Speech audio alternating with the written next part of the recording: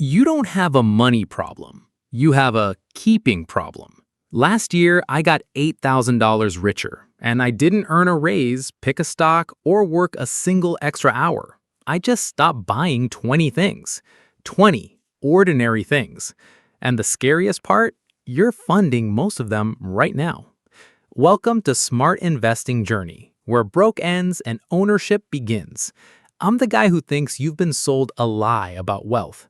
They told you that getting richer is about adding more income, more hustle, more side gigs.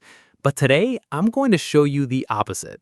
I'm going to show you that the fastest raise you'll ever get is the one you already have. You just have to stop handing it back. Let's get into it. Here's what happened. I was cleaning out a jacket I hadn't worn in a year, and I found the receipt. $4. Nothing, right? A coffee, a snack, the kind of purchase your brain files under it doesn't count. But I got curious. I asked one question that changed everything. How many times a year do I buy that $4 nothing? The answer was almost every single day. That $4 nothing was actually $2,000 a year. One item. So I did something uncomfortable. I audited everything. Every card charge, every app, every auto pay, and I found 20 of them. 20 ordinary purchases, none of them evil, none of them dumb, adding up to $8,000 a year that I never chose to spend. I just defaulted into it. So I'm introducing a framework today. I call it the Subtraction Portfolio. Because here's the truth nobody tells you. Every dollar you stop spending is a dollar that stops leaving. And a dollar that stops leaving compounds exactly like an asset you bought. You're not saving money. You're building a portfolio out of things you refuse to keep funding. 20 items, 4 categories, $8,000. Let's find your leak. Let me show you the math because the number is the whole point. Take one purchase. Say it's $5. Small, forgettable. Now say you buy it 4 times a week. That's $20. Still nothing, right? But hold on. $20 a week is $1,040 a year from one $5 habit. Now stack 20 of those. Not all $5, some bigger, some smaller, and you land right around $8,000. Here's the part that should make you sit up. If you'd invested that same $8,000 a year instead at a normal market return, in 10 years, it isn't $80,000. It's over $110,000.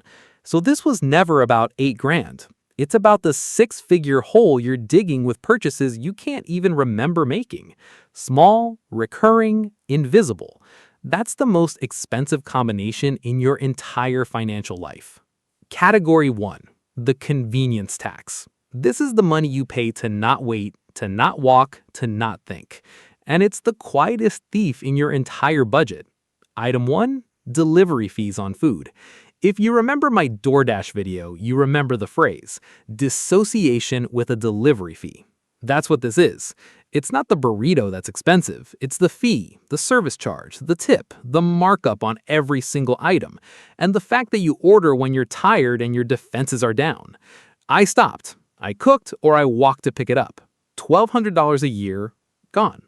Item 2, the quick grocery app order. You know the one. You need 3 things, you open the app, and $45 later, a stranger hands you a bag with a $9 fee baked in. Here's what most people get wrong. They think the convenience is the product. It's not. The convenience is the upsell. Item 3, premium for lazy upgrades. Express shipping when standard was free. The airport water because you didn't fill your bottle. The parking garage because you didn't want to walk 2 blocks. Individually, pennies. Annually, $1,100 for me. Item 4, the pay to skip the line purchase, the upgrade, the priority pass, the just make it easier button. Now, hear me on this. Convenience isn't the enemy. Autopilot is. When you buy convenience on purpose, that's a choice. When you buy it because you never noticed you had a choice, that's a tax. Different intention, different result, different bank account. 4 items, roughly $2,800, and I promise you didn't feel a single one of them leave. Category 2, the status markup. This one stings because it's not about the thing, it's about the signal. Item 5, the brand premium. Same shirt, same cotton, same factory, sometimes literally the same supplier, but one has a logo and costs triple. You weren't buying the shirt, you were buying the story you tell about yourself when you wear it. Item 6. The adult version upgrade. The idea that becoming successful means everything you own has to get more expensive. The nicer car you don't drive differently, the apartment with the feature you use twice a year, the watch that tells the same time as your phone. Item 8. Buying the signal instead of the substance. This is when you spend to look like the person who has money, which is the single fastest way to guarantee you never actually will. Call back to my very first video, the loneliness tax. A lot of status spending isn't even about status. It's about a gap. You feel unseen, so you buy something that gets seen. Item 8, image maintenance. The ongoing cost of keeping up an appearance you started on credit. Here's what most people get wrong. They think cutting status spending means looking broke. Wrong. Looking rich and being rich are opposites more often than they're the same. Broke people buy the signal. Wealthy people buy the asset and skip the audience. I cut roughly $2,100 here, and nobody, not one person, noticed I changed a thing, because they were never looking as hard as you fear they are. Now hold on, because we're halfway, and I need you to do one thing. Open your phone. Go to your card statement right now. Just look at last month. I'll wait, because I guarantee you're about to see one of the items I already named sitting there. Charged, forgotten. When you find it, drop the dollar amount in the comments. Let's see whose leak is biggest. And if this is landing, subscribe, because everything I built here is a system, and systems only work when you stay. Category 3, subscription creep. This is the category that made me the angriest, because this is money you're not even actively spending. It just leaves, silently, monthly, forever. Item 9, the streaming stack. 5 services, you watch 2, the other 3 are just muscle memory with a monthly fee. Item 10, the free trial that grew up. You signed up for the free month, you forgot, and it's been quietly charging you for 14 of them. That's not a purchase, that's a subscription you're paying out of pure forgetting. Item 11, the duplicate service. The cloud storage you pay for twice across 2 accounts, the 2 apps that do the same thing, the gym and the fitness app and the second fitness app. Item 12, the I might use it tool. The subscription you keep because canceling feels like admitting defeat. Here's what most people get wrong. They think a subscription is small, so it's safe. But small and recurring is the most dangerous math in personal finance. A $10 a month thing you forgot about isn't $10. It's $120 a year, times every year you keep forgetting. Now, call back to my automation video. Remember the Sunday alert? This is exactly what it's for. 1 day a week, you scan the recurring charges and you kill anything you didn't consciously use that month. Motivation won't catch subscription creep. Discipline won't catch it either. Only a system catches it. That's the whole point. You will never out-discipline a system, so build one that hunts these down for you.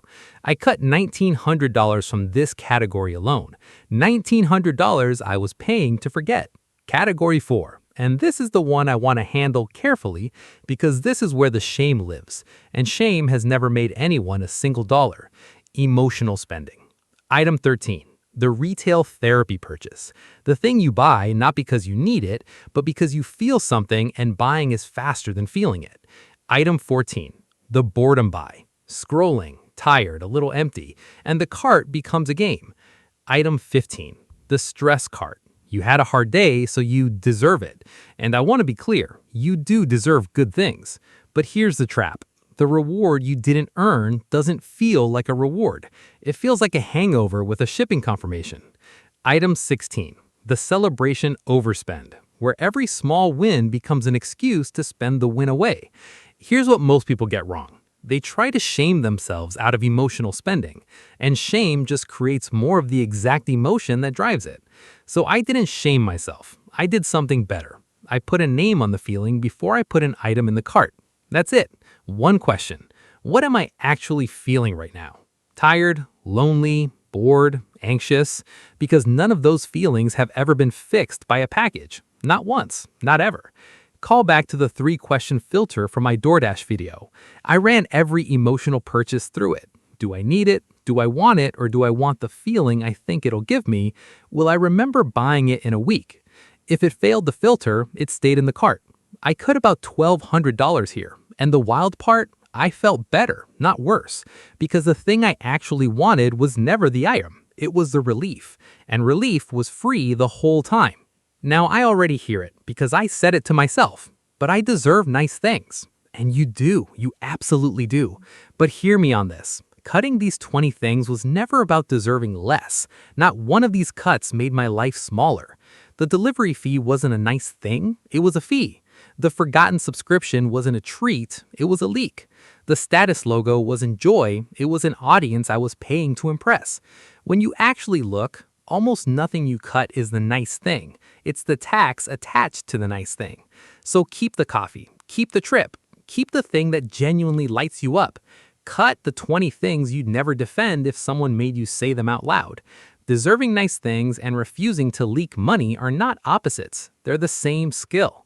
Category 5, the final 4. And these are the sneakiest, the supposed to defaults. Things you buy for no reason except that you assumed adults buy them. Item 17, the upgrade you never questioned. The bigger plan, the fuller package. Bought because the middle option felt too small for a real adult. Item 18, the inherited spending script. The purchases you make because your family made them, without ever asking if they were yours. Item 19, the just-in-case buy. Insurance against the fear that a 5-minute think would have dissolved. Item 20, the everyone has one purchase, where the entire justification is that other people bought it too. Here's what most people get wrong. They think these defaults are decisions. They're not. A default is the absence of a decision. Nobody chose them, you just inherited them, and you can uninherit them any Sunday you want. That's the last of the 20. Roughly $1,000 in defaults spent on a life I never actually sat down and chose. Now hear me on this, because this is the part that actually matters. This was never about 20 items. The items are just symptoms. The real thing I cut was autopilot. Every one of those 20 purchases had one thing in common. I made it without making it. And that's the deeper truth about money nobody wants to say out loud. You are not broke, you are leaking.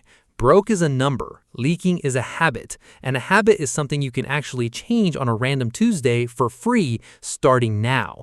The $8,000 was never the prize. The prize was becoming the kind of person who notices, because the person who notices never runs out of money the same way twice. So let's build your subtraction portfolio right now in order. Category 1, the convenience tax, the money you pay to not wait. Kill the fees, keep the choice. Category 2, the status markup, the money you pay to be seen. Buy the asset, skip the audience. Category 3, subscription creep, the money that leaves without asking. Run your Sunday alert and hunt it down. Category 4, emotional spending, the money you pay to not feel. Name the feeling before you name the purchase. And Category 5, the supposed to defaults, the money you never chose. Uninherit it. Now, here's how you actually start, because a framework you don't use is just a nice sounding quote. Don't try to cut all 20 this week. That's willpower, and willpower loses. Instead, pick 3. Just 3. The 3 easiest kills on your statement right now. Cancel them today, in the next 10 minutes before this feeling fades. Then next Sunday, pick 3 more. 3, then 3, then 3. Picture 2 people. Same job, same paycheck, same city. One of them, a year from now, is exactly where they are today. Vaguely broke, no idea why, blaming the paycheck. The other one didn't earn a cent more. They just stopped leaking. 20 small cuts, $8,000. And now they've got an emergency fund, breathing room, and the strangest feeling of all, control. Same income, opposite life. The only difference was noticing. That's how a subtraction portfolio gets built, not in one heroic burst, but in small, boring, repeatable cuts. Motivation is a lie. Discipline is overrated. Repetition builds wealth. You've heard me say it before, and it's never been truer than right here. So here's who you are after today.